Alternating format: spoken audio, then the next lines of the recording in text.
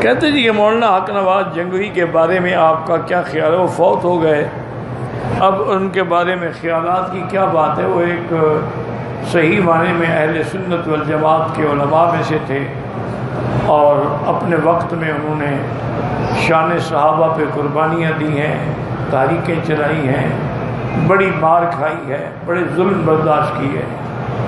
وہ تو بالکل خالص سچے مجاہد آدمی تھے، اللہ ان کی قبر پہ رحمت فرمائے اور اللہ ان کے درجات کو بلند فرمائے۔ اصل بات یہ ہے کہ بندہ ماحول ہی اس کو تلخ کر دیتے۔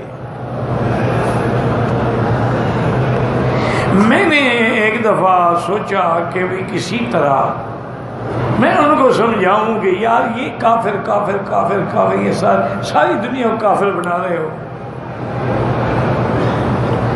یہ نعرہ درست نہیں ہے۔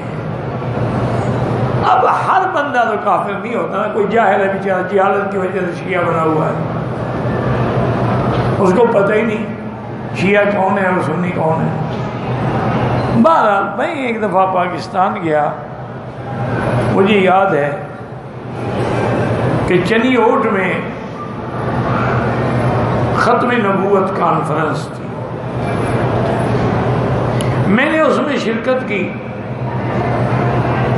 اور اس کے بعد پھر میں روانہ ہوا بہاولپور کے لیے۔ تو گورنمنٹ نے احترام کے لیے، استقبال کے لیے اسکواڈ دیا ہوا تھا کہ آپ کے ساتھ رہے حفاظت کے لیے۔ تو مجھے ایک چٹ ملی مولانا حق نواز کی کہ آپ کے ساتھ پولیس ہے اور میں آپ کو ملنا چاہتا ہوں، اور میں تو مجرم اشتہاری ہوں، میں کیسے ملوں آپ کو؟ اور یہ بدبخت تو مجھے جانتے بھی ہیں، پہچانتے بھی ہیں، پکڑ لیں گے۔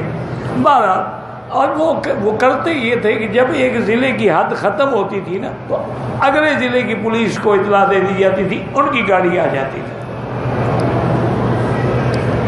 ابھی حد ختم نہیں ہوئی تھی، میں نے ان کو روکا، میں نے کہا یار مہربانی کرو، مجھے کوئی اسکواڈ نہیں چاہیے، نہ میں ان مولویوں میں ہوں جو ان چیزوں کو دیکھ کے خوش ہوتے ہوں، میں فقیر آدمی ہوں، طالب العلم ہوں، آپ مہربانی کر کے ایک تو آپ بھی واپس جائیں اور آگے بھی اطلاع نہ کریں کہ وہ میرے لیے آئیں لینے کے لیے۔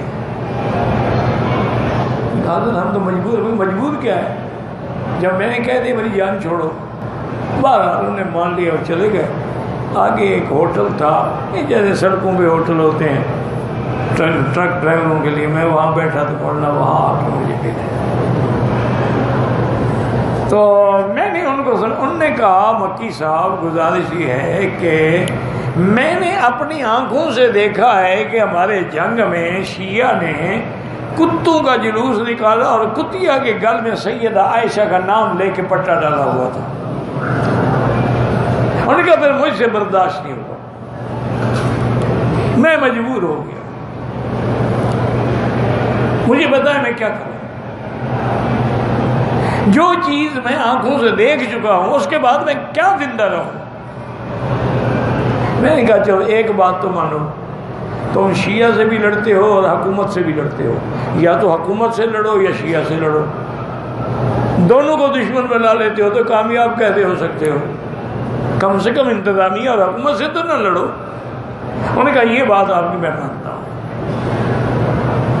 یہ میری ان کے ساتھ ملاقات ہے، 15-20 منٹ آدھے گھنٹے کی، ہمیں چائے پی اور انہوں نے اس پہ عمل بھی کیا، لیکن اللہ کو منظور نہیں تھا، شہید ہو گئے۔ ورنہ اب وہ آہستہ آہستہ اپنی جماعت کو، میں نے کہا کب تک تاریخ، اس کو منظم کرو۔